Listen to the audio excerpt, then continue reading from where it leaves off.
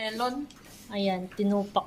Pinagalog kasi ni mami yung apple eh. Pero hindi ko na daw tatanungin kung Watermelon. kailan niya balak magpakasal para Sino si Ate Jen? Oo. Ano yun? Nice. Oo. Ano yun? Wala. Oh, tinupak. Surprise na yun. Ayun, Hindi kasi, di ba, natanong ko lagi. ito yung Noon, watermelon. tapos napupornada. Parang may kwan Ay, siya, hindi ko katinog no. natatanungin. Ano yan, papaya or Lagyan ko sayote. sayote? Wala kasi akong makikitang papaya eh.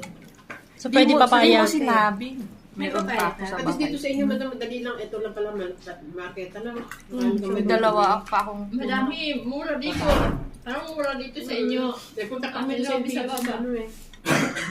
May value dollar. Ang laki pa ng value dollar dito sa baba. Ang ganda nga ng location ni Ate Nob. Diba? May Tapos kung pinyi. magpapabagahe ka, dito ka naman nilin. Mura. Wala, mataga tayo dito sa sunod na sama. Kaya magpapabagahe pa, marami pa akong nagtay.